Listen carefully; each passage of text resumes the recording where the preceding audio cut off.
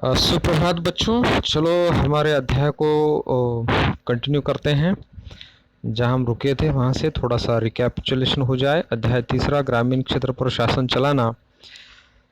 और मैं हूँ सोपान सावड़े, जवाहर नवोदय विद्यालय हिंगोली, यहाँ पर टीजीटी सामाजिक विज्ञान के पद पर कार्यरत हूँ। हमने देखा कंपनी दीवान बन गई, कंपनी की आमदनी कैसे होती थी, स्थायी बंदोबस्त क्या था, स्थायी बंदोबस्त में प्रावधान क्या थे, स्थायी बंदोबस्त में समस्याएं किस प्रकार की थी। फिर हमने स्रोत भी देखा था जो आपकी किताब में है। उसी स्रोत के ऊपर एक गतिविधि भी थी, कुछ लोगों ने गतिविधियों का बनाकर उसके उत्तर भी लिखकर मुझे भेजा है। उसके बाद हमने देखा महालवारी व्यवस्था किसने लागू की, कहाँ लागू की, इसके प्रावधान क्या थे वो देखा। फिर हमने देखा मुंड्रो व्यवस्था। मुंड्रो व्यवस्था को ही कहा जाता है रैयतवारी या रैयत व्यवस्था। इसके बाद हमने देखा कि सभी तीनों प्रकार के जो राजस्व वसूलने की विधियां या तरीके थे उसमें क्या ठीक नहीं था, क्या समस्याएं थी, ये भी हमने देखा है। उसके बाद हमने देखा यूरोप के लिए फसलें, फसल कौन कौन सी फसलें किस विशेष प्रदेश क्षेत्र में लिए जाते थे, ये हमने देखा। फिर भारतीय भारतीय नील की मांग ज़्यादा क्यों थी, और नील और ओड़ के पौधे के उत्पादन में क्या अंतर था, और क्यों हमारी मांग ज़्यादा थी, ये भी हमने देखा। ये दोनों पौधों का परिचय भी हमने यहाँ पर इस चित्र के माध्यम से कर लिया। चलो आगे देखते हैं, थोड़ा सा वो फर्क जानेंगे कि भारतीय नील क्यों सरस रहती थी रंगाई देने के लिए। कपड़े को रंगाने के लोग नील पसंद करते थे क्योंकि नील जो है सबसे चमकदार नीला रंग मिलता था। अभी मैंने आपको दोनों में फर्क दिखाने के लिए चमकदार नीला यह शब्द और वोड से बनने वाला रंग बेजान और फीका, इन दोनों में आपको नीले रंग में पता चल रहा होगा कि चमकदार नीला कैसे लिखा है और बेजान फीका कैसे लिखा है। 17वीं सदी तक आते आते यूरोपीय कपड़ा उत्पादकों ने नील के आयात पर लगी पाबंदी में ढील देने के लिए अपनी सरकारों को राजी कर लिया। अब ये बंदी कहाँ से आ गई और उसमें ढील कहाँ से आ गया? ये इसलिए था कि ओड़ उत्पादक जो है वो परेशान हो गए थे और नील मंगाकर रंगाने वाले कपड़ों की मार्केट में ज़्यादा मांग थी। तो कुछ कंपनियां, विशेषकर जो ईस्ट इंडिया कंपनियां जैसी जो व्यापारिक कंपनियां काम कर रही थी, तो उनका द्वारा किया जाने वाला आपूर्ति या सप्लाई बहुत कम लोगों तक था और ओड़ का उत्पादन करने वाले बहुत सारे दूसरे भी लोग थे। इसलिए इसे नील को ही ना आने दिया जाए और सभी ओड़ का उपयोग करें तो अच्छा रहेगा, ये सोचकर उन्होंने पाबंदियां लगा दी गई थी और बाद में इसे ढील देने के लिए अपने सरकारों को राजी कर लिया। अब ढील होने के बाद क्या हो गया, देखिए कहाँ कहाँ पर कौन कौन सा उत्पादन, कहाँ से वो नील लेते थे लोग उस समय में, ये जानना ज़रूरी है। कैरिबियाई द्वीप समूह, कैरिबिया मतलब आज का वेस्ट इंडीज़, द्वीप समूह स्थित सेंट डोमिंगो, वहाँ पर एक आइलैंड है सेंट डोमिंगो, उस द्वीप पर फ्रांसीसी, ब्राज़ील में पुर्तगाली, जमैका में ब्रिटिश और वेनेजुएला में स्पेनिश लोग नील की खेती करने लगे हैं। देखिए नील कहाँ कहाँ से आपूर्ति होती थी। उत्तरी अमेरिका के भी बहुत सारे भागों में नील के बागान सामने आ गए थे। अब हमने ये भी देखा कि भारतीय नील और भी मांग होने के कारण 18वीं शताब्दी के आखिर तक भारतीय नील की मांग और बढ़ गई। हमने देखा कि 13वीं सदी तक नील उपयोग किया जाता था। बीच में व्यापारिक कंपनियों के अंतर्गत होड़ मची। इस होड़ के कारण कई बार पाबंदियां लगी, कहीं हटी। अब 18वीं शताब्दी तक ऐसा हो गया कि भारतीय नील की मांग बढ़ गई। भारतीय नील की मांग बढ़ने के कारण भी दिया है, वह कारण है ब्रिटेन में औद्योगिकरण का युग शुरू हुआ। औद्योगिकरण मतलब क्या? देखिए औद्योग इस शब्द का औद्योगी मतलब उद्योग, करण मतलब तेजी, उद्योगों में तेजी आ गई, ऐसा समझ में। औद्योगिकरण की तेजी आने के कारण उत्पादन ज़्यादा हो गया। अब उत्पादन ज़्यादा होने लगा है मतलब जो कपड़े पहले हाथ से बनाए जाते थे, चरखे पर बनाए जाते थे, अब वो किससे बन रहे हैं? मशीन पर। इसलिए कपड़ों की रंगाई की मांग, है ना, और तेजी से बढ़ने लगी। जब नील की मांग बढ़ी उसी दौरान, अब देखिए जब नील की मांग बढ़ी है तो हमने देखा वेस्ट इंडीज यानी कि वहाँ पर जमैका की तरफ से, सेंट डोमिंगो की तरफ से जो आ रहा था, वहाँ से आने वाली आपूर्ति भी बहुत विभिन्न कारणों से बंद हो गई। अब जाहिर है यहाँ पर देखिए 1783 से लेकर 1789 के बीच दुनिया का नील उत्पादन आधा रह गया। क्यों? क्योंकि इस वजह से और ब्रिटेन के रंगरेज अब नील की आपूर्ति के लिए बेचैनी से किसी और स्रोत की तलाश कर रहे थे, और वो तलाश उनकी हो गई भारत की ओर, है ना, भारत की ओर। बंगाल में पैदा होने वाला नील दुनिया के बाजारों पर छा गया था। 1788 में ब्रिटेन द्वारा आयात किए गए नील में भारतीय नील का हिस्सा लगभग 30%, अ वेरी गुड अमाउंट, 1788। फिर उसके बाद देखिए, है ना, ये 30% और 1810 में, 1788 से 1810 में कितने वर्ष हो गए, कैलकुलेट करो। लगभग 22 साल के भीतर 30% से 95% कितनी बढ़ोतरी हुई है, कितनी बढ़ोतरी हुई है, 65% उसमें बढ़ोतरी हो गई है, बढ़ गया ना। जैसे जैसे नील का व्यापार फैला, कंपनी के अफसर, हाँ यहाँ पर जानने वाली बात है, कंपनी के अफसर भी, मतलब थोड़ा सा इसको समझ लेते हैं इस बात को हम। यहाँ पर मैं थोड़ा आपको डायग्राम्स निकाल के दिखाता हूँ। सी EIC, ठीक है। अब EIC is a company, a very big company, and EIC employed number of employees, ठीक है, ये एम्प्लॉयज़ है। अब एम्प्लॉयज़ क्या करना है, किसके लिए काम करना है, ये इसके लिए काम करना है, EIC के लिए काम करना है। लेकिन EIC के जो अफसर है वे क्या कर रहे हैं, अफसर स्वतंत्र होकर वे भी नील का व्यापार करने लगे हैं। इतना ही नहीं, एजेंट मतलब देखिए एजेंट क्या होता था, मानो किसी गांव में नील की खेती करानी है तो कंपनी क्या करती थी, EIC क्या करती थी, एक एजेंट तैयार करती थी। एजेंट मतलब कंपनी का इच्छा है कि इस गांव में नील का उत्पादन लिया जाए, है ना, तो लेकिन ये नील बहुत अच्छा है, बहुत आपको फायदा होगा, ये समझाए कौन, तो ये समझाने के लिए इस तरह से इस एजेंट को गुमास्ता भी कहा जाता है, गुमास्ता, एजेंट को गुमास्ता भी कहा जाता है, गुमास्ता हिंदी में आगे आने वाला है शब्द गुमास्ता या एजेंट।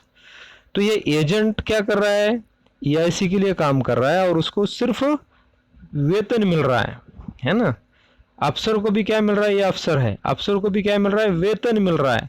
लेकिन उन्होंने देखा कि इतना फायदा इस व्यापार में होता था, नील के व्यापार में, कि कंपनी के कई अफसरों ने तो अपनी नौकरियां छोड़ दी और यहाँ पर अपने अपने कहीं कहीं जगह पर बाजार जमीन लेकर उधारी पर उन्होंने स्वयं अपने बिजनेस शुरू किए हैं। देखिए भारी मुनाफे की उम्मीद में स्कॉटलैंड और इंग्लैंड के बहुत सारे लोग भारत आए और उन्होंने नील के बागान लगा लिए। सी हाउ इम्पोर्टेंट नील इज, नील इंडिगो, इसको इंडिगो कहा जाता है इंग्लिश में। तो ये कितना महत्वपूर्ण था कि दूसरे देश के लोग यहाँ पर आकर नील की खेती करने लगे हैं। अब नील के बागान इसलिए कहा जाता है, बहुत बड़े पैमाने पर इसको लागत, खर्च, पौधा, उसकी देखभाल और बहुत बड़ा क्षेत्र जमीन का लिया जाता है। इसलिए जिनके पास नील की पैदावार के लिए पैसा नहीं था उन्होंने कंपनी और नए नए बैंक कर्जा देने को तैयार रहते थे उनके लिए। किनके लिए, जिनके पास पैसा नहीं है, भाई आओ कर्जा लेके जाओ। मतलब ये इस तरह से नील की खेती थी, मतलब ये समझा जाए, क्योंकि नील की खेती इसलिए महत्वपूर्ण थी या इसलिए बैंक भी कर्जा देती थी, श्योरली जो कर्जा वो दे रहे हैं वो कर्जा उनको ब्याज समेत वापस ये नील की खेती उनको दे सकती है, इसलिए जो करना चाहता है उसको देते थे। अब ये यहाँ पर नहीं है, नील कहाँ ले जाकर देना है, इंग्लैंड में, यूरोप में। देखिए औद्योगिकीकरण शुरुआत पहले तो यूके में हुआ, लेकिन यूके में जैसे ये औद्योगिकरण होता है, इस तरह से उत्पादन किया जाता है, ये बात केवल यूके तक सीमित नहीं रही, बाकी यूरोपियन राष्ट्र भी ये तकनीक अपनाने लगे और द्रुत गति से, तेज गति से उद्योगों को अपनाने लगे, उत्पादन करने लगे हैं। ठीक है, आगे देखते हैं नील की खेती कैसे होती थी, इसको जान लेते हैं। कैसे होती थी भाई नील की खेती? दो प्रकार है नील की खेती के, एक है निज, निज का अर्थ होता है प्राइवेट, और दूसरा बताया है रैयती, रैयती का अर्थ होता है किसान के द्वारा करवा लेना।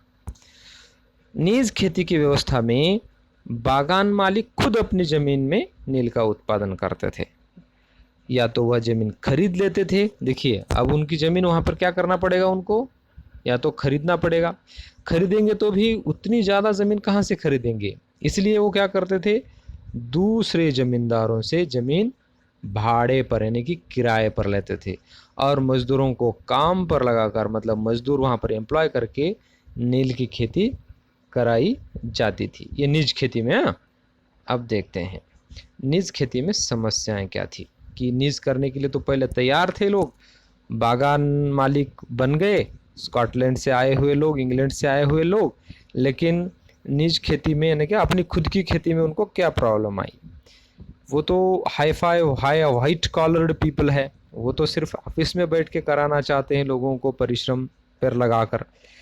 तो समस्या पहली ये थी, उपजाऊ जमीन पर ही ये कृषि की जा सकती थी, ऐसे किसी भी जमीन पर नहीं हो सकता था, तो यह है उपजाऊ। दूसरा है इसका जो क्षेत्रफल है, अब मानो इतना बनाया है, तो दूसरा आगे का क्षेत्रफल फैलाने के लिए उनको और ज़मीन लेनी पड़ेगी, तो ज़मीन लेना मतलब और ज़्यादा निवेश करना है, और तो और इसके लिए बड़े बड़े भूखंड चाहिए थे, बड़े बड़े भूखंड, ये केवल 1 एकड़ 2 एकड़ देकर इंग्लैंड से आया हुआ व्यक्ति 1 एकड़ 2 एकड़ में बागान करेगा क्या, इसलिए उसको बड़ा भूखंड मतलब 100 एकड़, 500 एकड़, 800 एकड़, 1000 एकड़, 2000 एकड़, इतना बड़ा क्षेत्र वो भाड़े पर लेता था या खरीद लेता था। उन्होंने नील की फैक्ट्री के इर्द गिर्द पट्टे पट्टे पर जमीन लेने का प्रयास किया। पट्टा मतलब भाड़ा, है ना, पट्टे पर जमीन लेना मतलब भाड़े पर ले लेना है, और वहाँ के किसानों को हटवा दिया।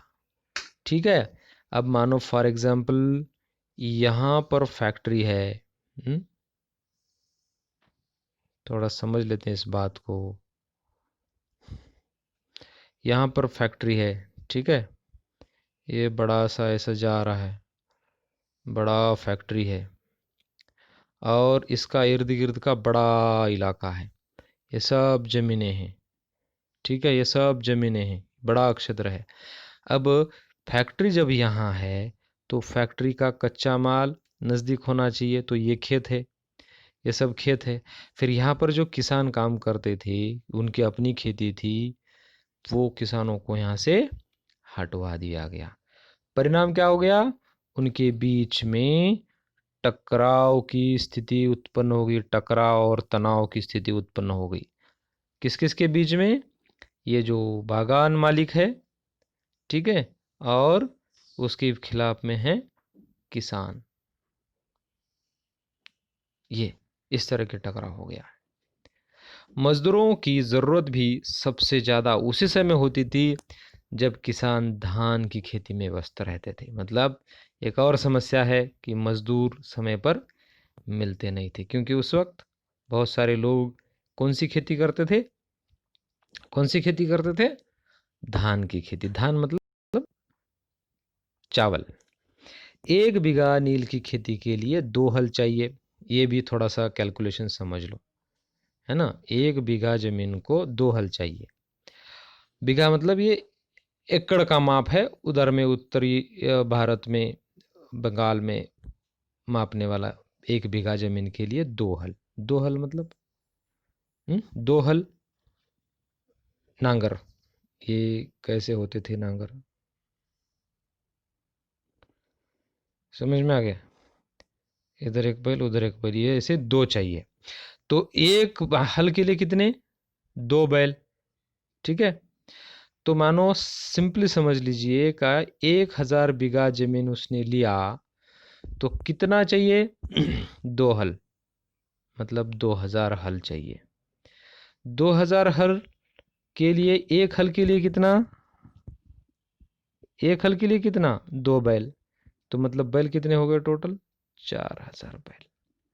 तो इस प्रकार का ये ज़्यादा बहुत लंबा बात थी, ज़्यादा खर्चे की बात थी, निवेश की बात थी। जिस समय नील उत्पादों को जरूरत होती थी उसी समय किसानों के हल बैल भी चावल के खेतों में व्यस्त रहते थे। मतलब भाड़े पर लेकर भी किराए पर इनको ये देने के लिए कोई तैयार नहीं था। जब तक किसान अपनी खेती पूरी नहीं करता है तब तक वो दूसरा इस नील की खेती की तरफ आता ही नहीं था।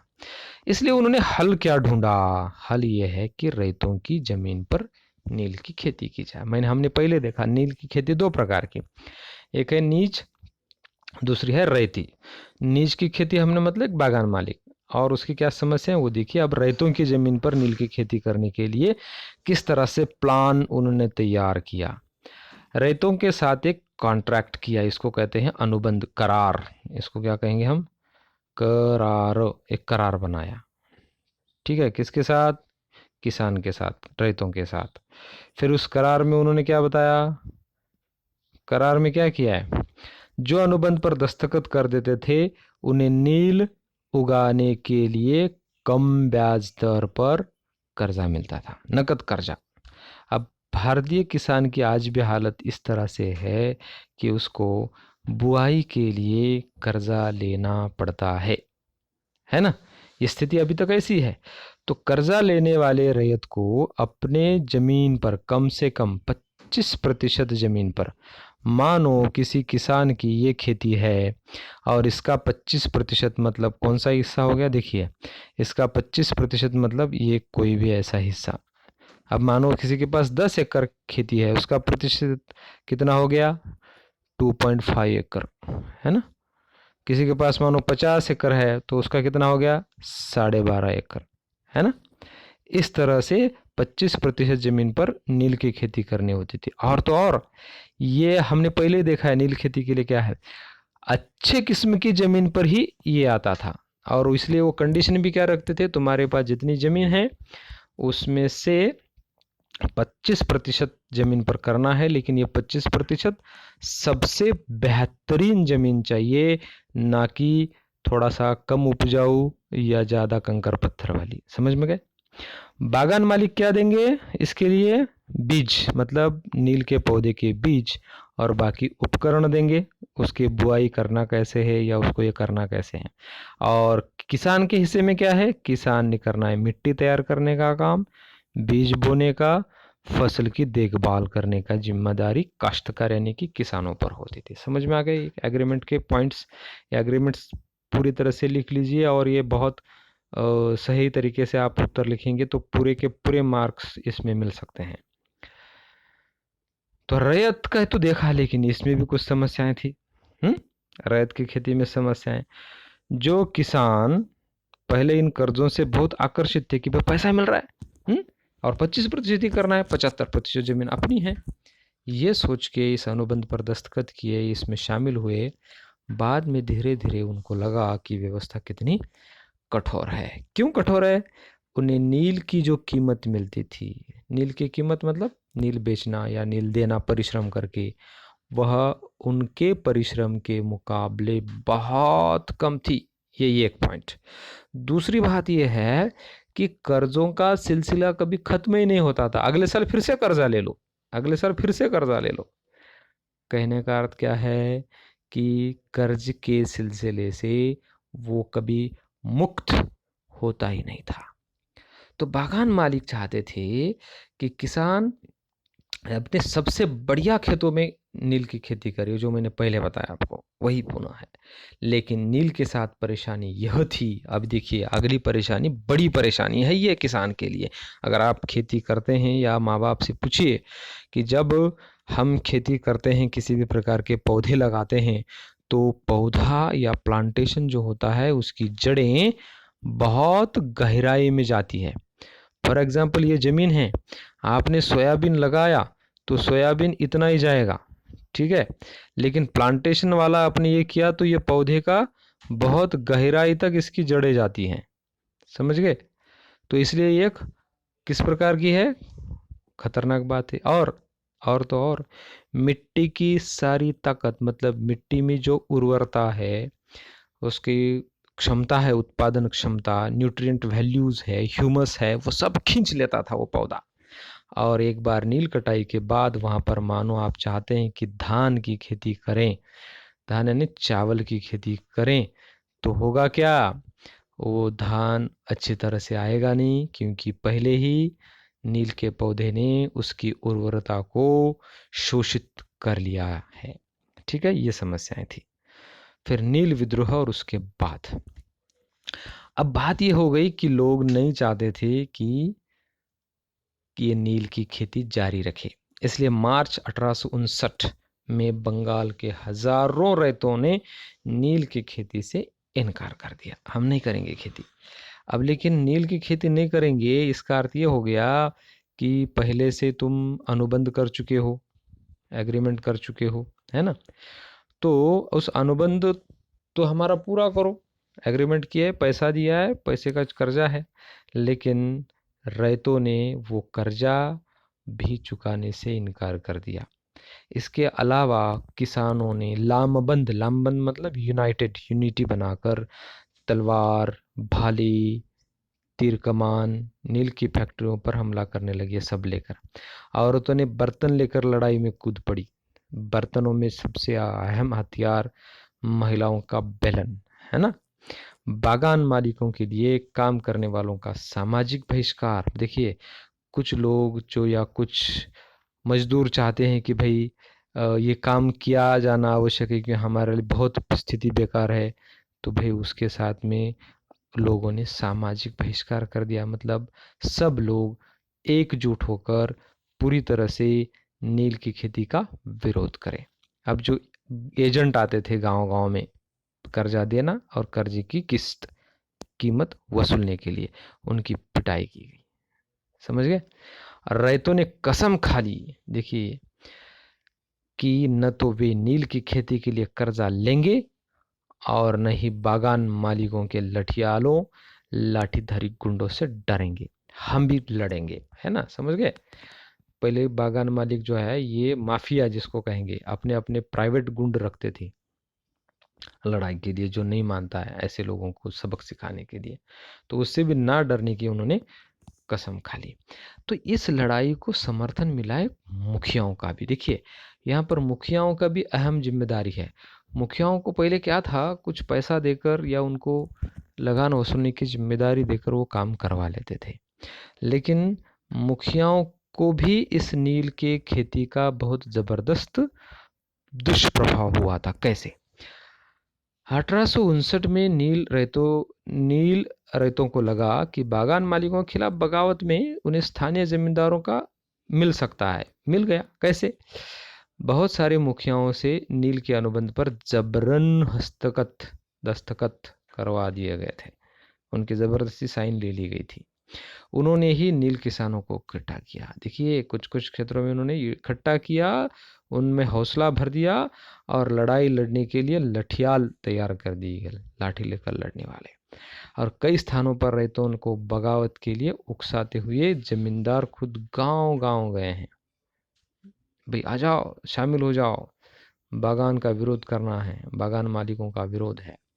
जमींदार इस बात से परेशान थे कि बागान मालिकों की ताकत, हाँ ये भी एक बहुत महत्वपूर्ण बात है, कि हमारे क्षेत्र में दूसरे क्षेत्र के लोग आकर, हम यहाँ के जमींदार, हम यहाँ के सबसे प्रभावशाली व्यक्ति, लेकिन हम पर ही, हमारे सर पर भारी हो रहे हैं ये बागान मालिक। उनकी ताकत बढ़ती जा रही है, महत्व और प्रभुत्व बढ़ता जा रहा है।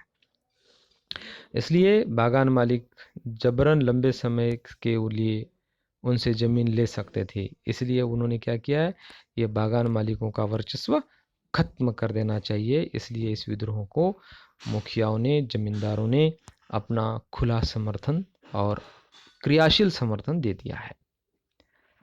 अब जन समर्थन भी मिला। भाई जन समर्थन कैसे मिला?